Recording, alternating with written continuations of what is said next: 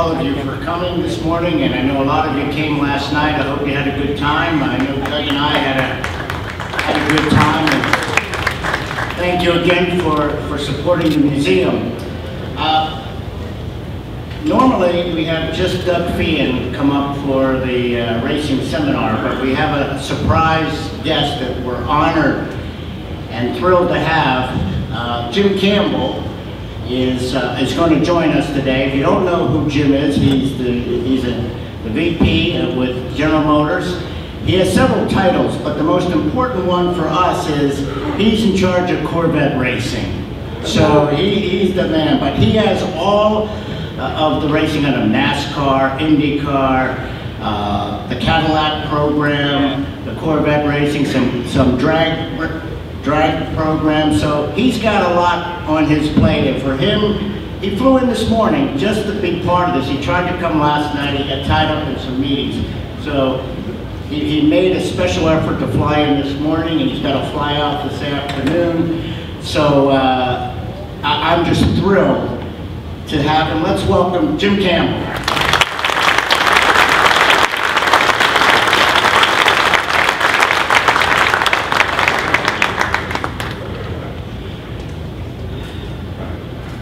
Thank you, Wes. Great to be here. Thank you for coming. Now we'll bring up our next moderator. Everybody knows him, and he needs no introduction, Doug Fehan.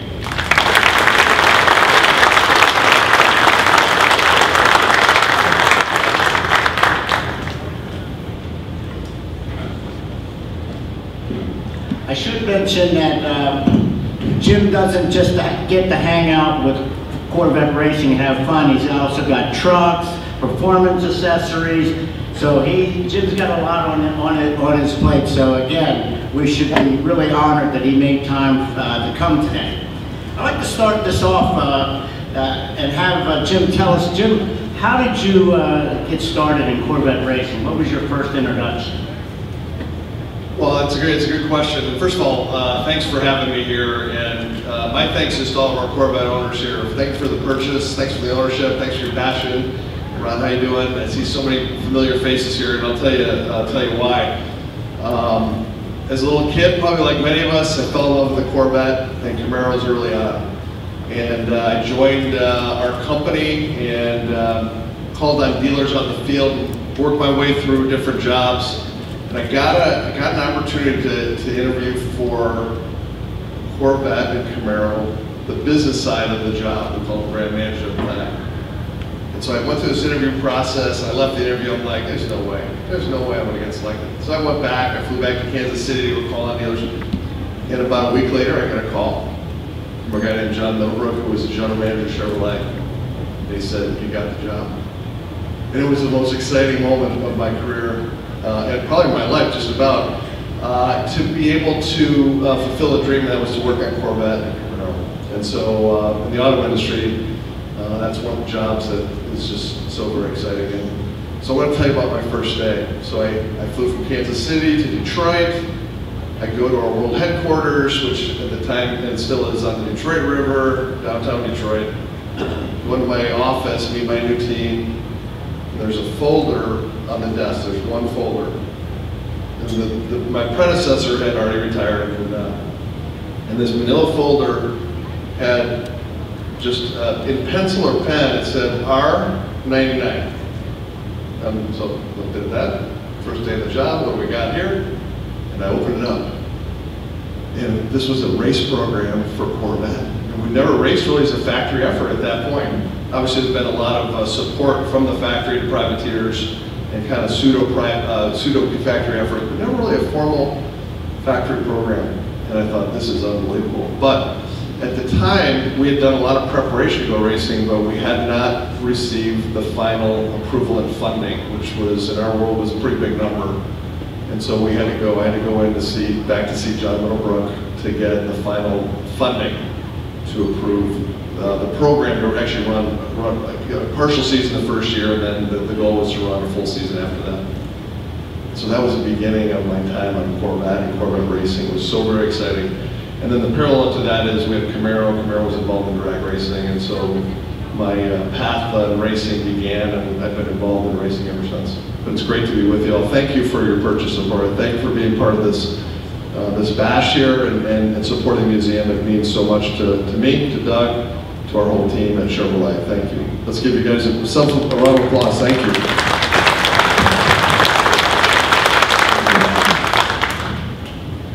Doug, I'll turn it over to you for a few opening comments. I know you always have some good opening comments. Oh yeah. So those of you who think I'm going to be on my best behavior today because my boss is sitting next to me, yes I can. I expect nothing else. Jim and I have had, you know, time just flies by. You know, I first made that presentation and wrote that R99 thing for John Middlebrook back in the fall of 1996. And it was an unprecedented proposal on a couple different levels. And not the first of which, as Jim alluded to, Corvette had never raced as a factory program. Those of you who know the history of Zora and Corvette know that it was always out the back door, it was always under the table, it never was embraced by management, it was never endorsed by management, it was never supported by management. We had certain individuals inside, they had Coles of the world who would, you know, open those back doors up and kind of make things happen on the QT, but this was not a board of directors driven thing, Corvette Racing. So this was going to represent, because we were going to introduce the C5, which was a radically different automobile, which we all thought was worthy of racing, that we just kind of drew the line in the sand. I said, now is when we need to start with a full factory program.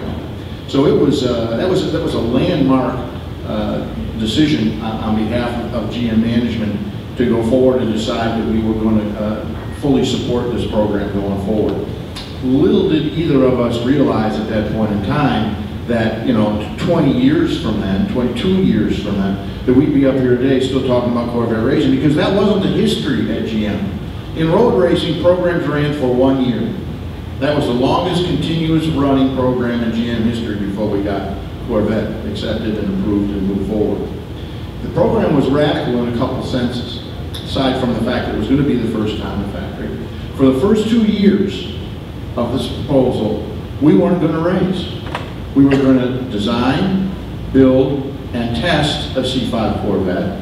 At the end of the 2 years, all right, then we would make an executive level decision. A, are we going to race what we've just built? And B, where is that going to be?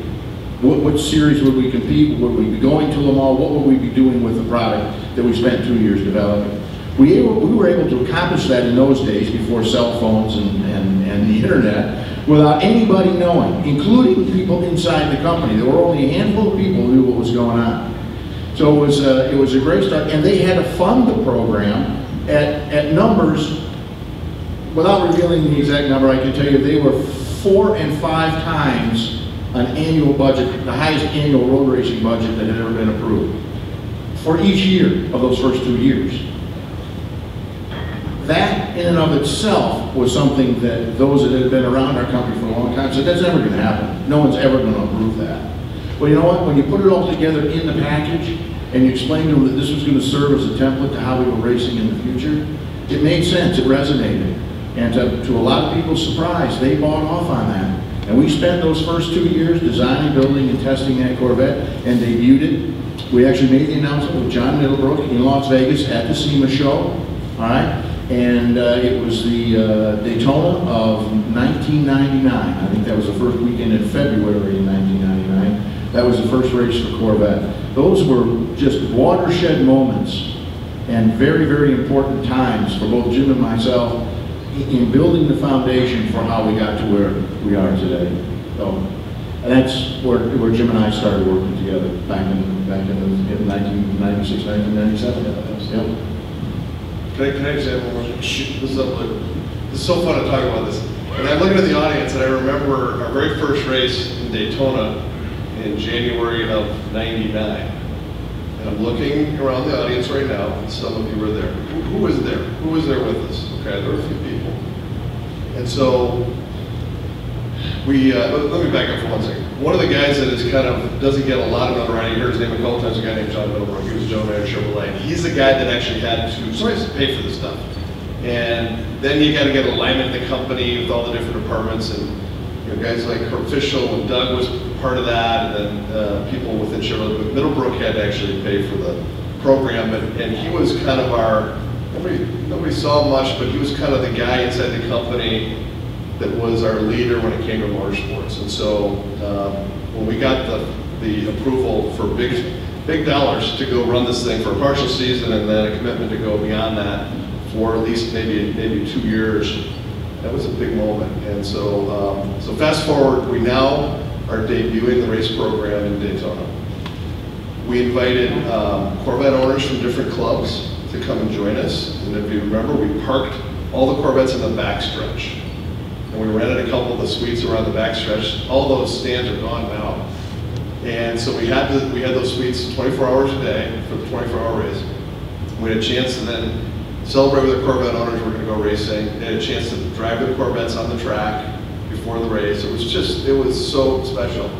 And then we dropped the green flag. This was my first race. I always loved racing. It was the first race of my official, job. Where we're at the track, and this is a dream come true for many people on Corvette. All the hard work of Doug and Herb Fischel and many, many others in the company, our powertrain group, and so on. And we got out to the lead of the race in our class for the first hour, and for the second hour, for the third hour, all the way to, like, I don't know, if I remember correctly, it was somewhere like 16 or 17 hours in. And I'm going to tell, this is kind of a little bit inside, I'm going to tell you what I was thinking. I said in my mind, I never said the words aloud, and I'll never say them aloud, and I'll tell you why. So I said to myself, this is easy. It's unbelievable. I can't believe we're leading for 18 hours. No raise for Doug. And I said, this is like unbelievable. We're walking away from the field, we're leading for not just an hour or two, but for 10, 12, 15, 17 hours. I said it in my mind, I didn't say it to anybody. And then all hell broke loose. We had oil leaks. We got into another car got into us. We lost the body panel, everything. We're coming in for oil. We're putting in more oil than gas. We literally, we basically fought our way to the final end of that race, and we ended up finishing third on the podium. And I believe it was Andy Pilgrim in that car? Yeah. Andy Pilgrim was third, and then Ron's car was fourth. And at that point, we were thrilled. In our very first race, we made the podium. But it was my best lesson ever in racing. You never, ever can count on anything until the checkered flag comes down. And then the other thing I learned about Doug, Gary Pratt, and all those who worked on the race team is this amazing never give up attitude that they demonstrated that day and for 20 years. It was unbelievable. So give a little recognition to my friend Doug and his team. That was my lesson. And I've kept it with me every day since. We've had some great experiences. Jim talked about it hitting the fan there at about 16, 18 hours. Very fortunate for us, it was raining at that point in time in the race. And I say that, we had a couple, as you've heard me say, 25% great car, 25% great team, 50% good luck. On that day, our good luck was, it was raining near the end of the race. You say, why is that good luck? What had happened was, all the testing that we had done on the car, we had done, obviously, by ourselves. At Daytona, you have a tremendous amount of sand that blows around in that air that you just don't really see. And at that point in time, we usually started between 60 and 80 cars at that event. Those guys kick up a lot of sand, but what had happened was the sand had abraded away. We have a double air filter element on the car, one in the front and one just before the engine. That sand eroded both of those elements in that thing, and the number 8 cylinder, as it turns out, had, when we finished that race, number 8 cylinder had no piston rings in it. None. They had all been abraded away. So I don't have to tell you the amount of oil that was moving through that number 8 cylinder. This has never happened to me in my entire life in racing. We ran out of oil. Mobil 1 was our sponsor. We ran out of oil. They went around to other teams to get oil from them. We had a 5-gallon plastic pail that we were filling up with oil, and when the car would come in after running about 6 or 8 laps, we'd take that 5-gallon pail and dump it into the sump system, and it would go back out and run for another 6, 8, or 10 laps. Now you can imagine what the back of the car looked like. Because as it runs, it puts that vacuum on. All the oil that we were putting in was running out, getting sucked up onto the back of the car.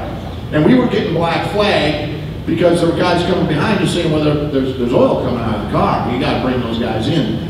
We had this cute little girl who was our pit marshal. Okay? We had established a reasonable relationship with this cute little girl. I believe she was wearing a Corvette hat at that particular point in time.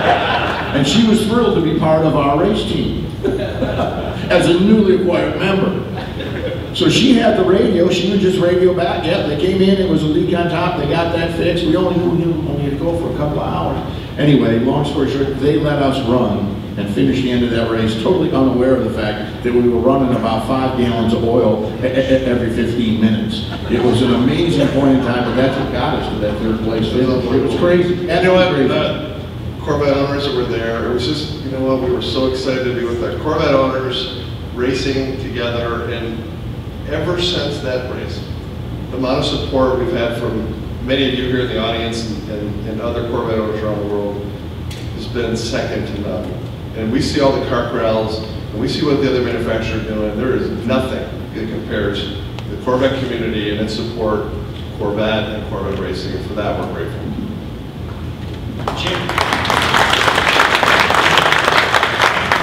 Jim, at last night's dinner, Doug was talking about the race 2 years ago at Daytona where the 3 and the 4 were duking it out for the win, and how GM made the decision to let them race versus to tell them to finish in order so that they were guaranteed a 1-2.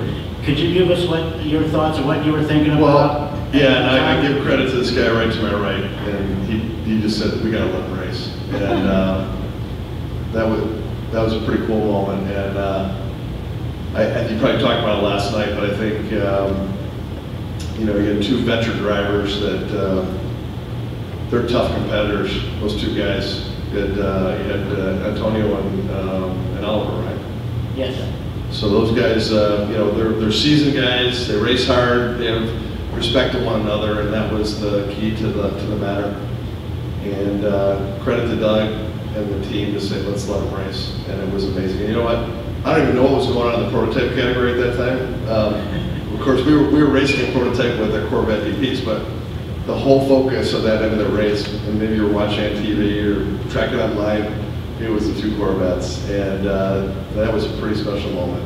And those guys, they did race hard. There was a moment where it looked like, okay, we're going to get one into the other, and but they gave each other a lot of respect, and I think there's a lot of respect of everybody in the paddock to really put a show on for the fans. But I give credit to Doug for pushing for that decision. That was a great decision. So thank you, Doug.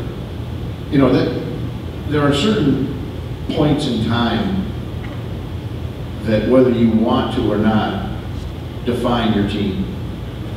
We've had a lot of those over the last 20 years. But that particular moment in time not only defines us internally to ourselves and to our management and to our customer, because it does, but it defines what Corvette Racing is to the rest of the world.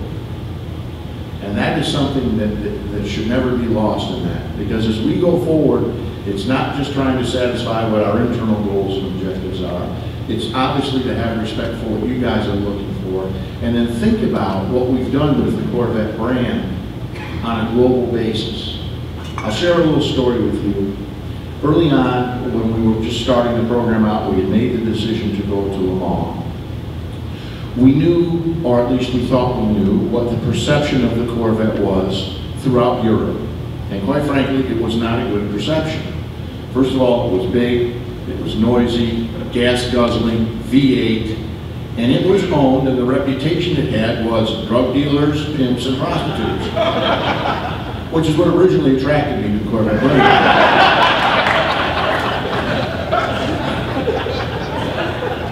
So we knew we had. Jim's appreciating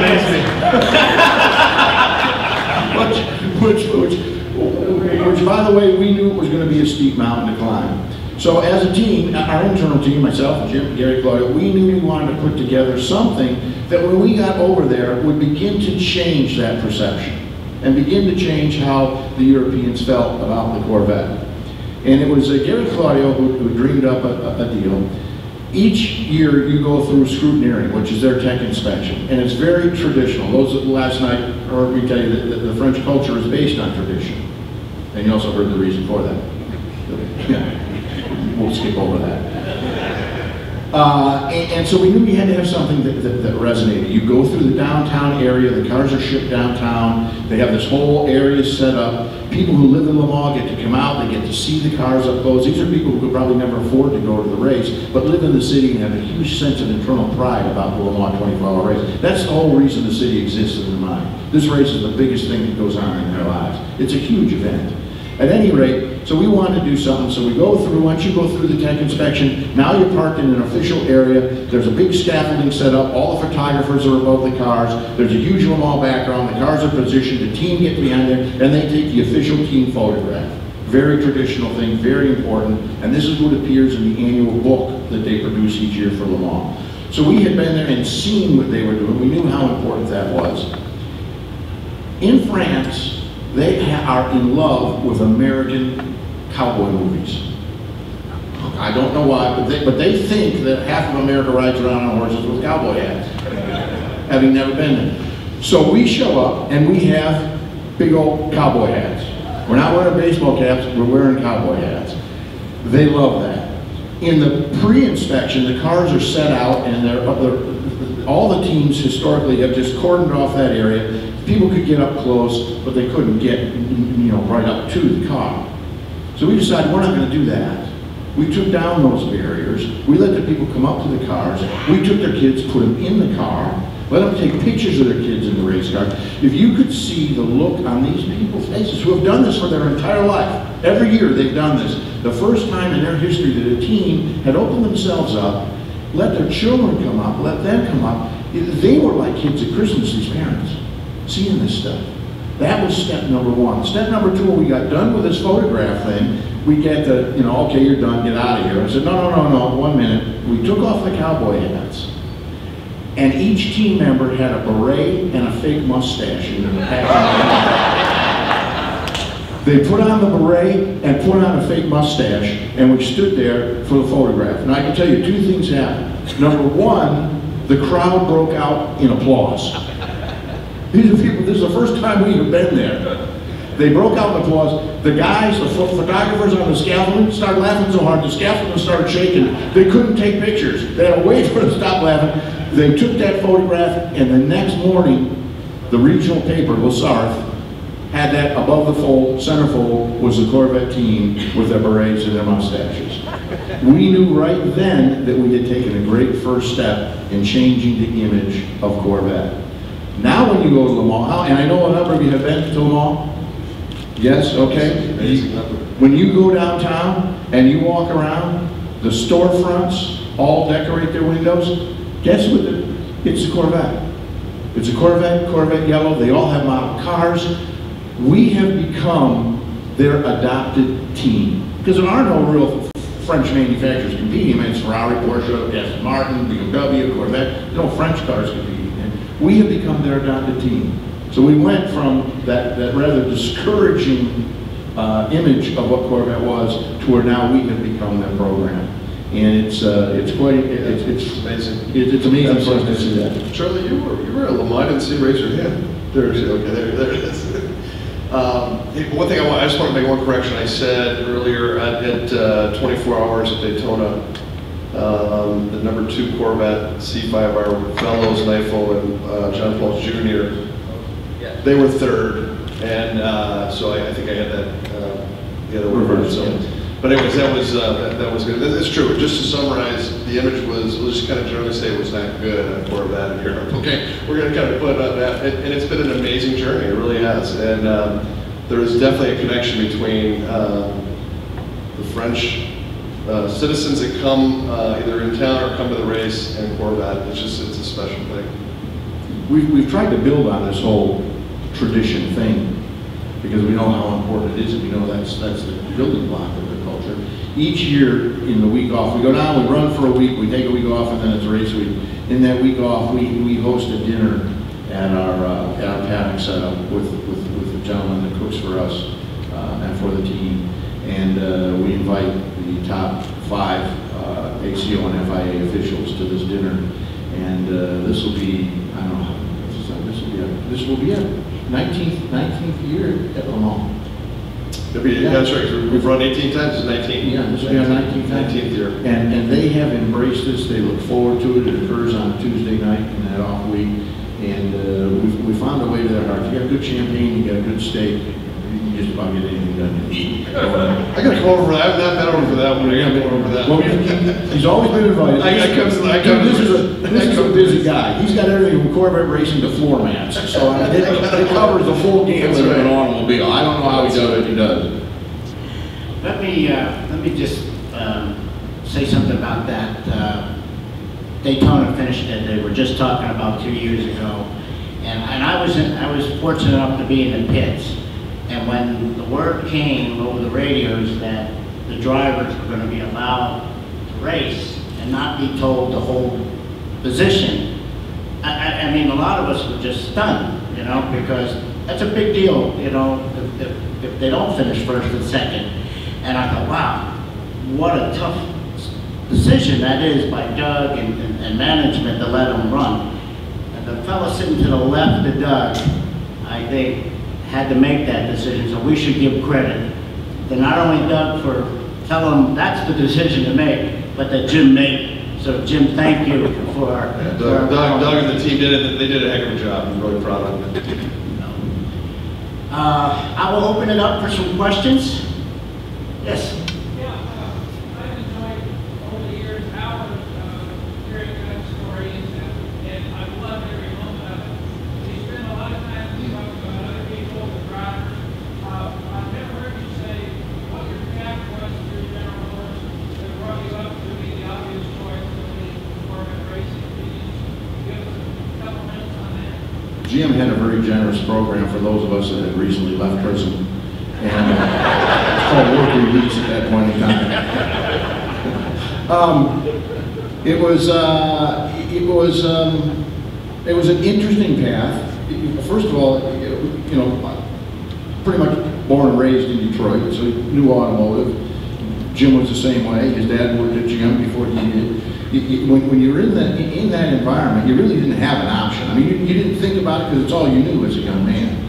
And my grandfather had car dealerships, my dad had an auto body repair facility, so I was always around cars, always around racers. And in the area in which I lived, all the executives lived, so you build these relationships outside of a formal business relationship. So you knew people. And we hung out at a local road race track called the Waterford Hills. It was the Oakland County Sportsman's Club, a little mile-and-a-half track. And the guys that were movers and shakers at Ford and Chrysler and at GM kind of hung out at this place because they were closet racers and they had little cars that they race on the weekends. So you kind of you just knew those people on an informal basis, not on a formal basis. I wanted to be an architect. I had no intention of ever doing this job. It never dawned on me. I mean, I had my goal, I was working to it, but this always was maintained as a hobby, and it's a bad drug, all right? As you all know, it's just a bad drug.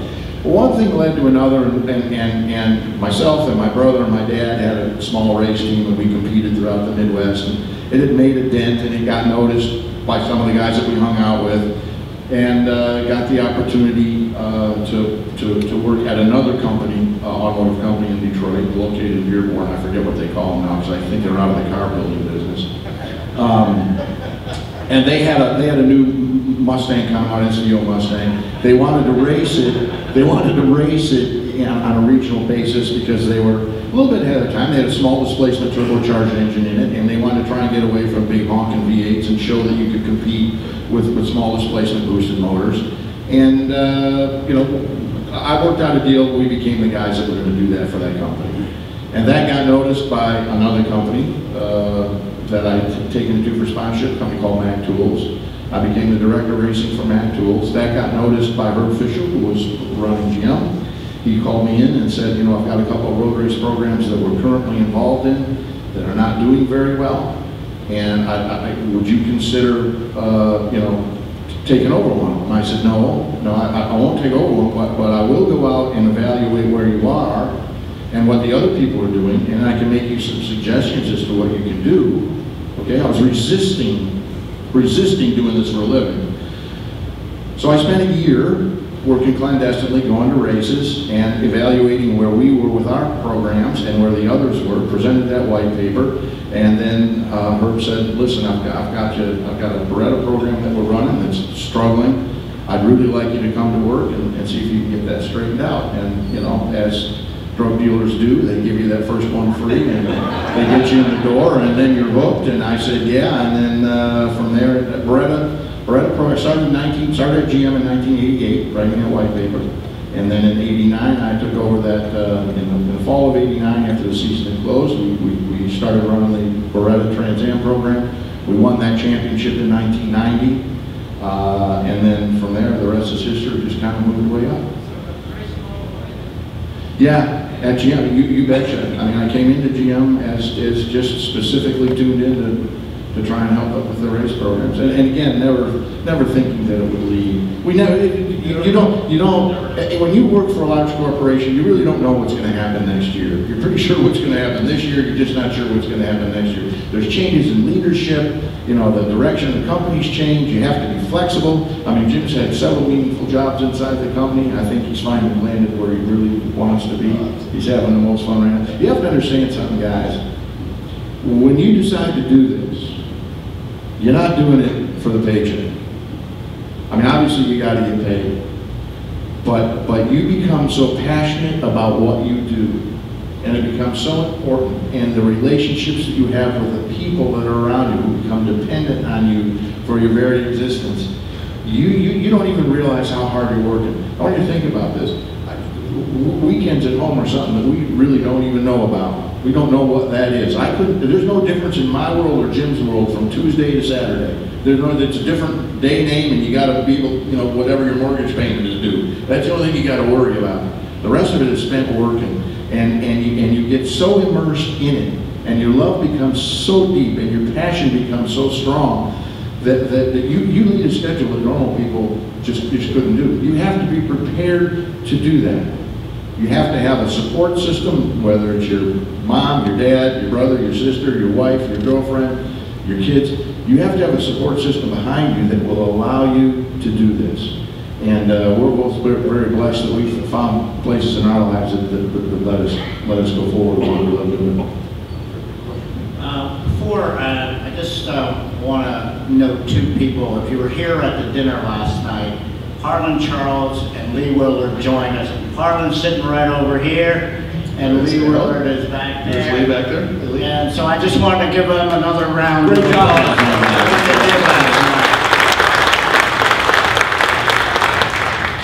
Okay, question. Yes.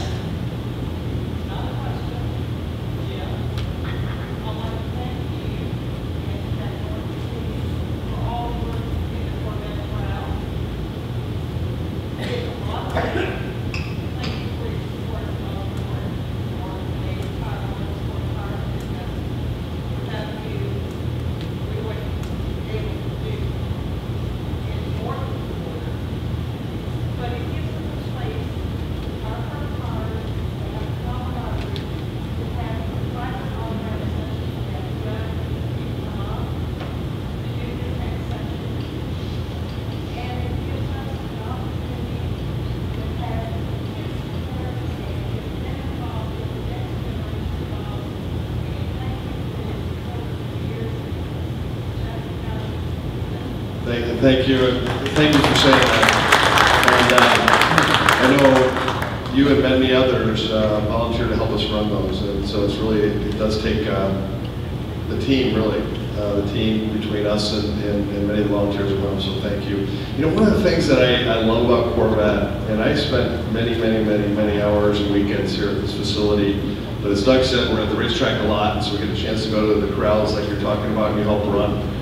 And we just so appreciate the ability to talk to many of you and understand what's on your mind. What do you love about our car? What do you hate about it?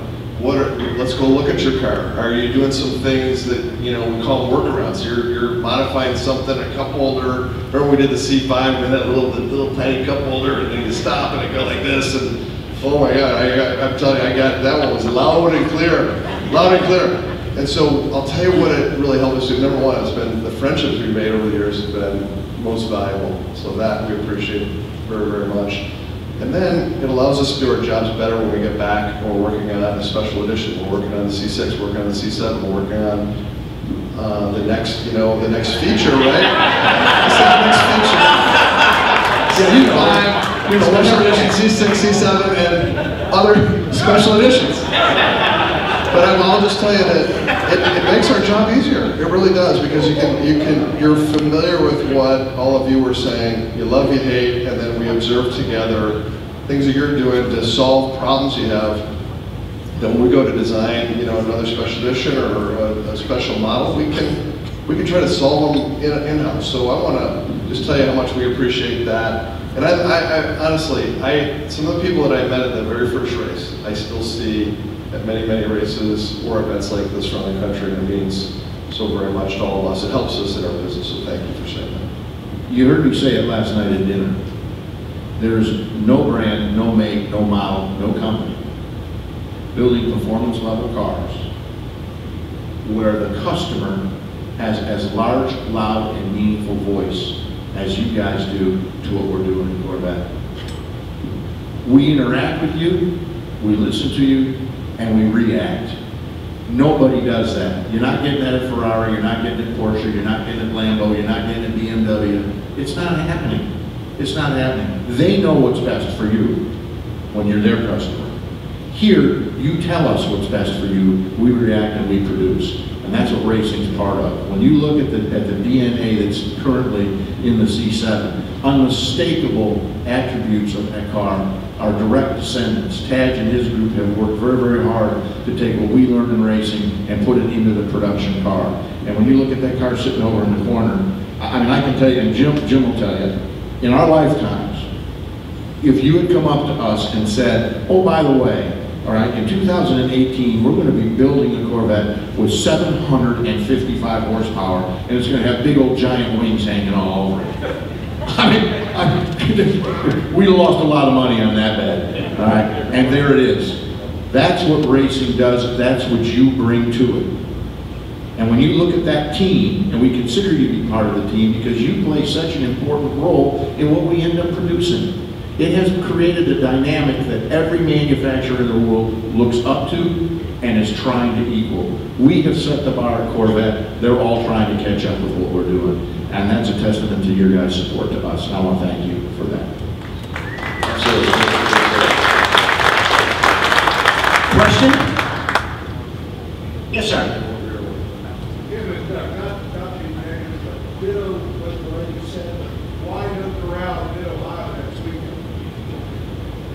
Question? I have the answer. I'm going to take my boss off the house. Okay. Yeah, he said, okay. Yeah, good work, Doug. You go to take this. First of all, if you notice, we've had a tremendous hiatus from Mid-Ohio. I don't remember the last time we raced there, but it's been 5 or 6 years at least, probably longer, all right? Mid-Ohio was owned by a guy named Jim Truman, who happened to be a very good friend of mine, along with his daughters and son. And I had a relationship with that family. Pardon? Yeah. And Jim, unfortunate passing, cancer. Michelle was the family member who took over the racetrack, and I had a very good relationship with her. She kept it for a number of years and then opted to sell the track. The gentleman that purchased the track, obviously you got to have money, and with money sometimes comes certain eccentricities. This guy was looking at business through a different set of lenses than we had looked at business from a sanctioned body standpoint. I say we because we're all in this together.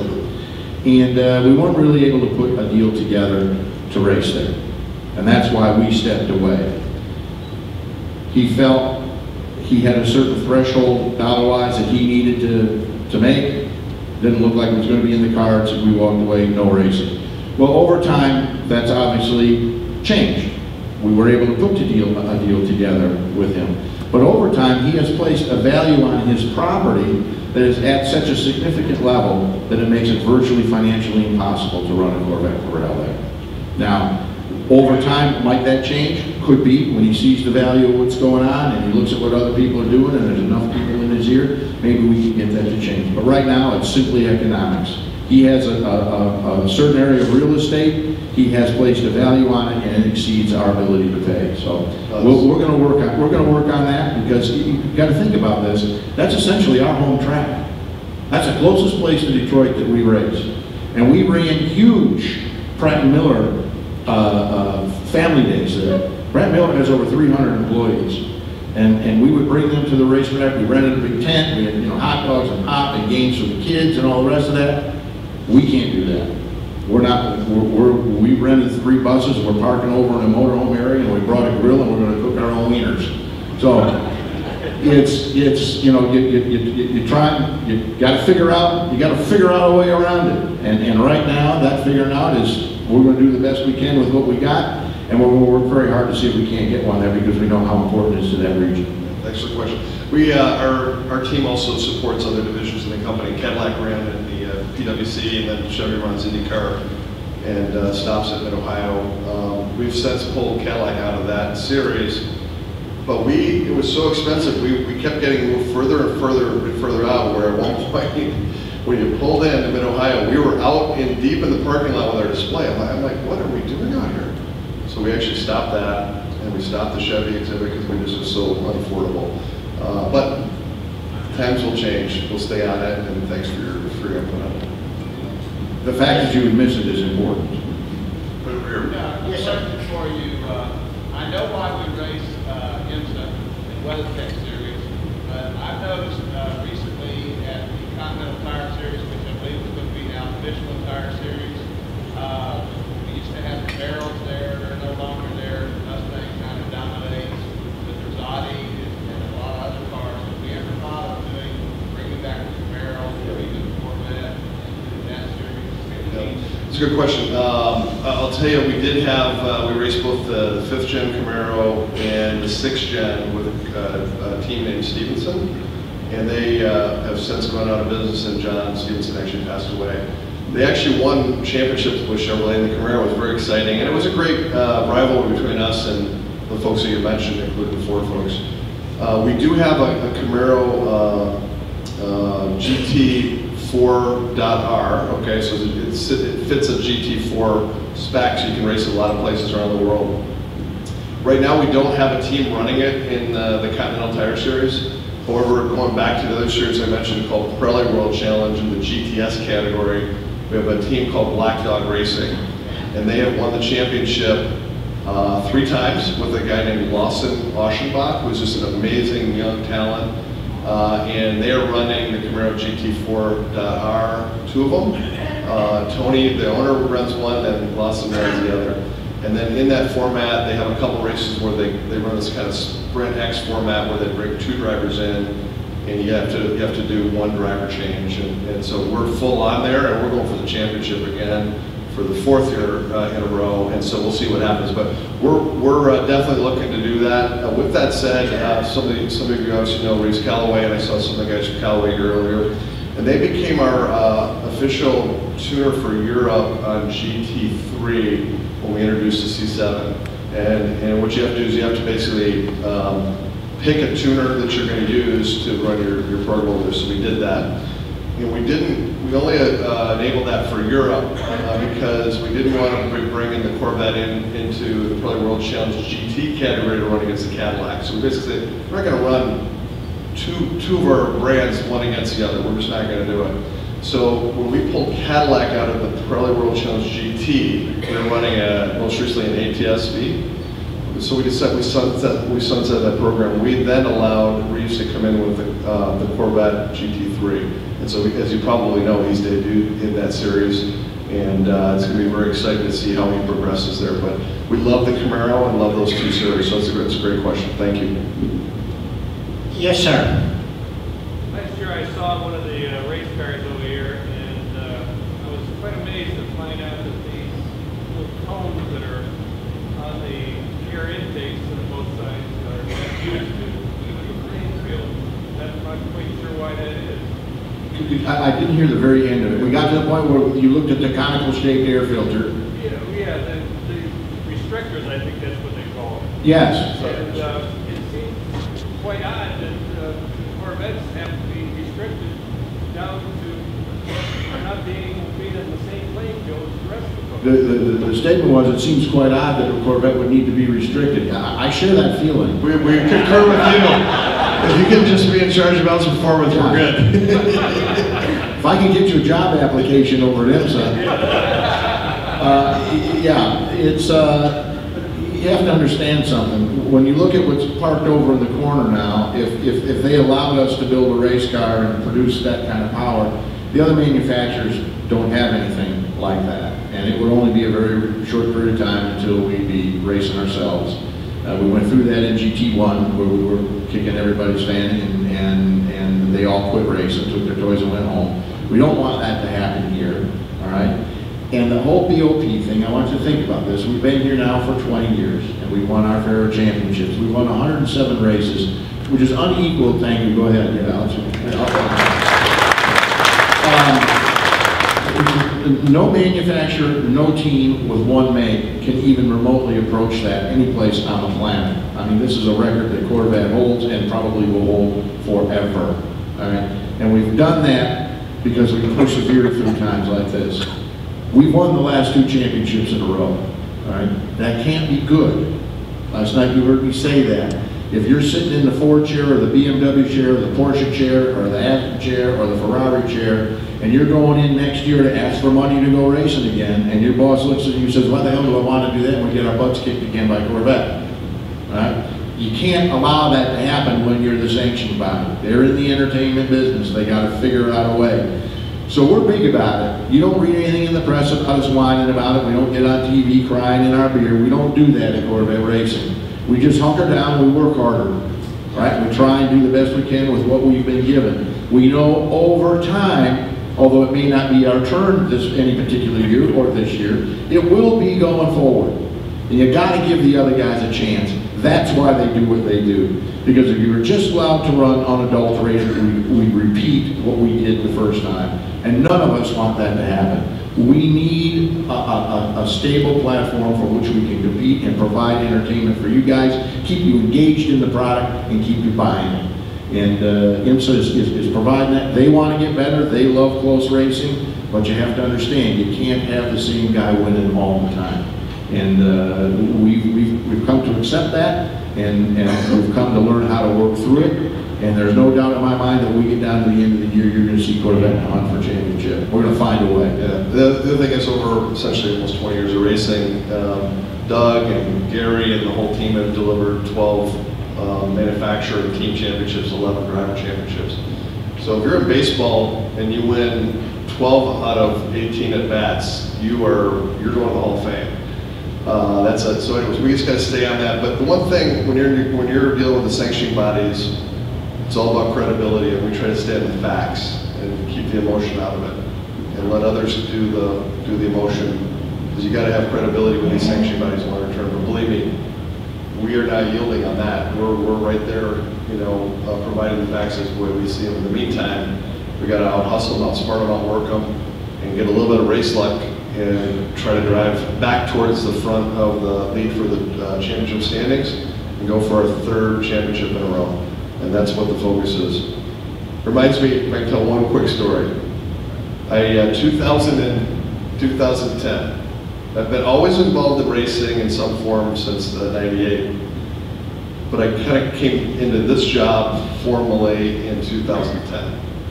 So if you remember, 2010 was not a great year for racing. We did not win hardly a race that year. And I remember going to Petit Le Mans, and that's the final race of the year. And the team is just battling all the way through. It's like a 10-hour race, right? if you guys remember how this one works, is the team just kept executing and executing and never giving up, and it came down to Ferrari. Ferrari won the race, they won the championship, they flew their CEO in from Ferrari, from their home country and headquarters, to be there to accept the manufacturer's championship Ferrari. And if you remember, we won on the last quarter of a lap, and it's because we executed all the way.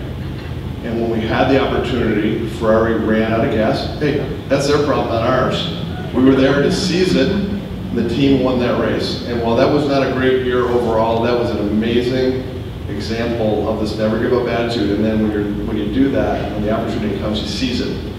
And if you remember, we won the race. Ferrari lost the points, did not win the manufacturer's championship. The CEO came in to accept the award, flew home, and the BMW guy won the championship that year.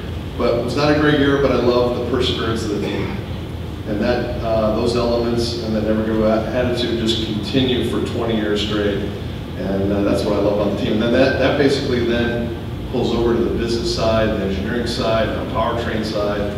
It's infectious. And you guys have seen that. Some of you saw that race. You know, touching on that, back in the early days when I talked about that early meeting and the presentation to John Middlebrook and how we managed to sell the program, everybody bought in. We needed to have everybody buy in. That was part of the deal. The only guy who pushed back at all was Dave Hill, who was the chief engineer, which I was surprised at, but he had some legitimate points. And Dave's a very analytical guy. And he was very skeptical about what we were attempting to do. Because we're going to shut off this pipeline going out the back door and under the table. That was going to be done. So all those guys that we had supported through the back door were going to be cut off because we're going to focus every attention on this. And Dave was struggling with that a bit. He came every week to our coordination meeting at Pratt Miller as we were building the car, and he was there at that first race event. And he saw what went down.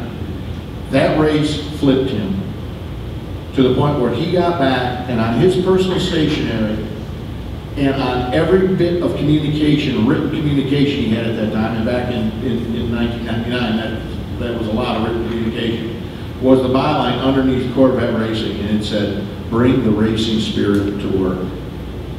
And he would make sure that he had his team members, his key team members, attend race events so they could see what we were doing on the racetrack, how we approached the problem. Because we don't have 2 weeks, 2 months, 2 years to get to a goal. We got 2 minutes to get something fixed. And he wanted to embed people at various times so they could see how we did it on the race. He went from being the greatest skeptic to our greatest cheerleader. That's what racing brings. He understood it. It's the same thing Jim gets, it's the same thing our management gets. Racing is way more than a checkered flag and a trophy, folks. And we've been able to reach out not only to our customer and internally to energize our complete staff at the entire company, General Motors. There's a huge level of pride throughout the corporation resting on what we do at the racetrack. You had a question right there. Why don't we see Corvettes in GT? Well, the question is, why don't we see Corvettes in GT Daytona? And you can do that, you can proliferate that, but obviously that takes some level of resource and dedication. We use Corvette as our primary marketing and sales tool for the brand, right? If we focus on what we're doing right here, that's as powerful a statement as we can make. So again, it becomes just a question of manpower and economics and dedicated to it. We're achieving all we need to achieve with what we have. We don't want to dilute that. We don't want to necessarily put product in the hands of people that are going to be on that level of global stage without our full support, and we're unable to do that when we're doing all the other things that we do. So that's the reason. We're focusing on where we are because that's the headliner, that's what the big news is, and that's what goes to Le Mans. And Le Mans serves as our global cornerstone of what we do. So it's one of those tough decisions you have to make as a corporation, but that's the short answer. Nigel?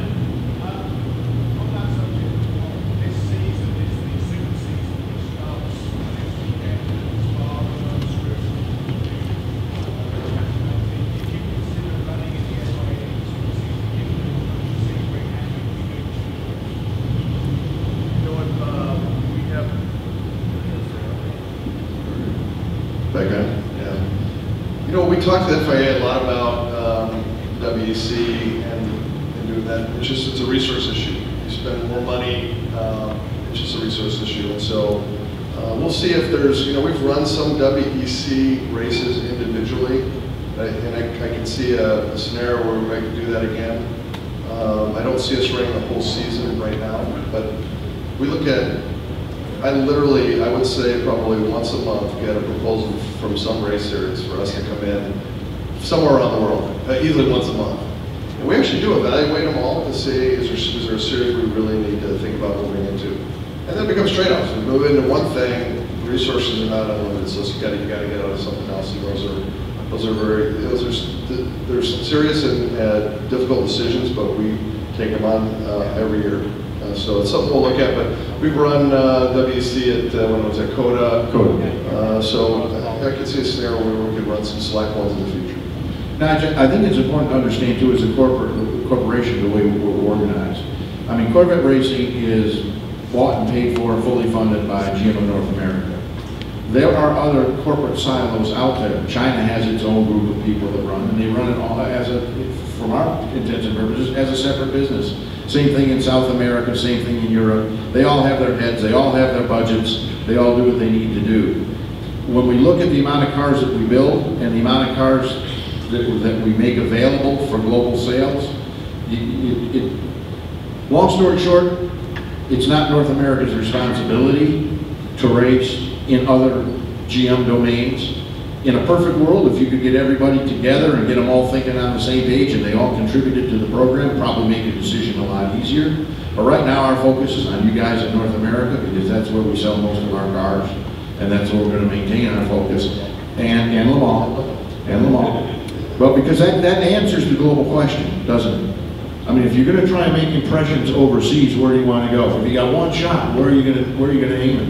You're going to aim it at Le Mans, because the world watches that race. 350,000 people and 800 million, almost a billion people watching it on TV. That's bang for buck. That makes sense for us, because that's what builds the credentials of the car on a global basis. Would we love to run in WC? Absolutely. I mean, that'd be great if we ran all the WC races, the INSA races. I mean, that would be, but that's huge investment, huge investment. And it's unfair to burden North America with what we're doing globally. But that doesn't stop us, as Jim said. Every year we look at what our possibilities are. We don't just turn the blind eye. We look at everything and evaluate it. Let's you got one deep in the back over here? No. There, and then over there. Yes. With the great success of Corvette Racing, is Corvette Racing at a risk of having top talent, whether it's drivers, engineers, all through the team being hired away by competitors to lock into what we have found to be successful? Sure. The question is, based on our success, is there concern that competitors would come and look at what we're doing and try and hire away our guys? Well, you see who's winning in the Ford, don't you? Ex-Corvette drivers. All right? We've got the cream of the crop running for us right now. And there's no greater testament to what you achieve as a team than to have others want what you have, including your people. And we try and, I think you only have to look around. What's Oliver in now? Oliver just won his 50th race as part of Corvette Racing. There's huge guys, names you recognize out there that haven't won 50 races in their entire career. This guy's won 50 with Corvette. That's the continuity of the program. To your point, obviously, if he thought there was a better opportunity out there to advance his career, he'd have left about 45 races ago. Okay?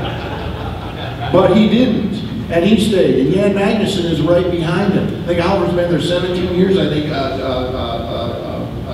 Jan has been there for 15 years. Antonio's working up now. I think he told me it's 7 or 8 years. I can't believe it. Tommy's at like 6. We get great guys. We build them into the team. They become part of the family. We keep them. I'm sure that every one of those guys has been made an offer by another team. Oh yeah. Oh yeah. And they try and leverage that for more money. But you know what, for those of you who run businesses, you know when you get top talent and a competitor tries to come and grab it, happens. And so We also, two things. One is you got to figure out a way to retain them. And part of it's making a family, finding success, giving them the best opportunity to win races and championships. And you have to develop new talent coming through no matter what the position is. And many of you run businesses very successfully. You probably know exactly what we're talking about. So, Paul, you had a question? Just a comment. I think win, lose, or draw, we almost walk away from every race still proud. So thank you for being the class act that you are. thank you. Yes, sir. Right over here to the right. This is for Doug. Since you guys didn't come out of the blocks on the endurance races this year, on the first two, like you have the last couple of years, you've been really dominated in some ways at the end of the races. Do you feel that the VOP, they haven't come down on you as much, where, you know, like we finished 1 and 2 a couple of years ago, and I said to my wife, they're going to go after them within a couple of races. And has it been less this year? We're sharing now, Jim. Those of you who were at dinner last night heard me talk about this very subject. It's about the BOP. At Daytona, we finished 3rd and 4th, which for Corvette is, you know, that's the death knell. Oh my God, what happened? Keep in mind, we ran a perfect race with both those cars. No mechanical issues, no on-track issues. Fuel, tires, drivers, hammer it. And we could only get to 3rd and 4th. Within the last 2 hours, as it was the year before, we got on the lead lap, we're on the rear bumper of the car that's leading. That's through great strategy, great driving, and good luck. And then they would just walk us. They missed on the balance of performance at Daytona 2 years ago. They missed big time. They missed it a little bit this year. The reason for that is, and I don't normally, I'm going to explain to you why it is this isn't an excuse, this isn't sticking up for the sanctioning body, this is just how the world works, all right? Daytona is a very unique race, just as Le Mans is a very unique race. You may not know this, but in the WEC, Le Mans has its own set of BOP standards. It's different for the cars at Le Mans than it is in all the other races they race in Europe. We're trying to get to that point, and IMSA, where they have enough data collected where we will have a Daytona-specific BOP. What they did was, they took the BOP from Road Atlanta last year, which was arguably one of the closest races we've ever run in IMSA for all the competitors. I mean, it was bumper to bumper at the end. Anybody could have won that race. And they carried that BOP over to Daytona. And I think what you saw was how much different Daytona is, because the BOP that worked at Atlanta didn't come close at Daytona. When you can take 2 cars and run a perfect race and only finish 3rd and 4th, there's a problem. We then move from there to Sebring, which is a totally unique racetrack because of its surface. Teams chase that surface all week long. Every time you test there, it's different, and it changes dramatically during the course of a race. You can have a car that's perfect in hour number 2, and you can't find your way around in hour number 10. It's just the way Sebring is, all right? And then you move to Long Beach, which is a street race, 90 minutes, narrow circuit. Those 3 things have nothing in common when it comes to BOP. You really need a separate BOP for all 3 of them. So yeah, did they miss on the BOP? You bet they did. Do they know they missed? Yes, they did. And they work with the manufacturers. We have a conference call after each event where we review the data. We talk about where we think we need to be. They go back, they make the decisions they make. Mid-Ohio will be the first, what I'm going to call, and don't misinterpret this word, but the first legitimate racetrack. When I say legitimate, I mean by most representative of normal racetracks on which we race. Mid-Ohio will be the first race this year, and we'll get a pretty good idea of where we are after that. And that's that. You just have to be patient when we work through those 3. And over time, all right, they will have developed a Daytona BOP. They will have developed a Sebring BOP. Long Beach will always be Long Beach. I mean, that's just flat hard work and good luck. And we'll see where it goes. But none of that's lost. There are moments when it's very, very frustrating for us. But we've learned over time, as Jim said, keep it under your hat, go through the proper channels, behave like sportsmen and gentlemen, represent the brand, represent our customer in a way that he'd be proud to be represented. We're not going to go banging on tables, jumping up and down, getting on TV, going to the media, whining, complaining, and crying in our beer. We're going to do what Elaine Berteau told me after our first long, when we got wiped by the Viper. And big old 8-liter motor, we were running a 5.7 liter. We were never going to get there from there. After that year was over, I went to him, I said, Elaine, we want to keep coming back, but we need some help. Is there anything you can do for us? He sat there for a minute. He looked at me, he said, yes, I can help you. Go home, work harder. I said, thank you. And that's exactly what we did. That's how you establish yourself with people. Not by pounding your fist on the table, not by jumping up and down, not by crying. You go home and you work harder. That's recognized by all the people in the organization, and it's recognized by all our customers. And that's what we continue to do. That's the fundamentals of Corvette Racing. Ron? Jim, I see a lot of NASCAR and car and drag racing. Does go over tell us how important Corvette is, Corvette Racing to the company ROI. When you interact with your management, you know, how do they see racing as the influence of the company, budgets going forward? How do they think of as racing effectively overall? Yeah. Huge commitment to it. That's what I'll say. If you follow the industry a little bit, I got 2 bosses. We all have 2 bosses in our life, right? For sure, these 2. One is a guy named Mark Royce. He basically leads our product development, propulsion, powertrain, and our purchasing group. It's a massive group. They probably, you know, they're responsible for all the products. And on the other side, I work for a guy named Alan Beatty who runs the commercial side and the business side of it. And those are my 2 bosses. And there's basically 4 reasons that we all believe in together. One is tech transfer, which you guys talked a lot about last night between Doug and Harlan. When we learn on the racetrack, we drive those learnings right back into the product from a vehicle and a propulsion and an aero standpoint.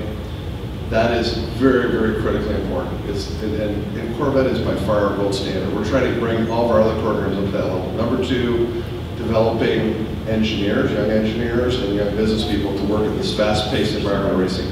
As Doug said, you don't have 2 months or 2 weeks or 2 years to study. You have minutes, you have seconds. And so we love this fast-paced environment as a way to really tune up and hone the engineering and leadership skills of these young engineers. When they go back to production, they're better for it. They want to move at that rapid motorsports pace. The green flag's going to drop whether you're ready or not, so be ready, work harder. The 3rd reason why we race, which is now on the business side, is when you win 107 races, 12 championships on the team, you manufacture 11 drivers' championships, you win Le Mans 8 times, you win Rolex 24 Hours Daytona many times, including overall on 01. You lift the image of the brand. We talked a little bit about Europe. I think what we want to do is lift the brand, but also everywhere around the world. We want to lift what people think about Corvette in a very positive way, and racing helps us do that. And we know that when you take the opinion of a brand north, great things happen. People put you on their shopping list more quickly. They come in, they look at it, whether it's online or in the store, so great things happen. We drive the business. And then the final thing is, and you all have been to the racetrack in this group, is that most race fans get to the track early. So we set these midways up wherever we can. We show our cars, our trucks. I work on parts and accessories as well. And so we show all of that so people can discover what they didn't know about Corvette. Or if you have a Corvette, what's new. And so it's been an amazing 4 key reasons we're totally aligned on in our company around racing. Tech transfer, develop people, lift the brand image, drive the business. And you have to do all 4. If you do one, it's not enough. You got to do all 4. And that's why you keep the organization aligned. And I spent a lot of my time in the inside when I'm at our headquarters, staying aligned on that and making sure we're driving to that. So thank you for the question. So unfortunately, Jim is on a tight schedule, and we need to get him over to the track. Well, that sounds like good stuff. We're going to give him some track time. So I just want to thank everybody for coming, and I want everybody to give Jim and Doug a big hand.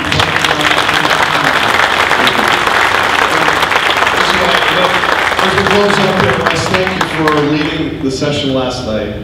I heard great things about it. I wish I could have been there, Doug, Harlan, and everybody else who took part. And for those of you who supported it, thank you. And thank you for supporting the museum. Most importantly, thank you for owning a Corvette, having passion for the car, and this group right here specifically racing. It means the world to us, and so thank you. So a thank you to our owners, that's the most important. And one last thing, I gotta do something for Katie, or she'll kill me. What time is that thing? 2 o'clock, the Mobile One seminar. They're giving out t-shirts, hats, and oil caps. I think this oil cap is going in my pocket right now. So make sure you go, they have 150, 2 o'clock. Anything else, Katie? Oh, at the PDI. Phew! And, but again, thanks to Jim. Busy man, made it here this morning just to spend some time with you all. So, Jim, thank you so much for coming.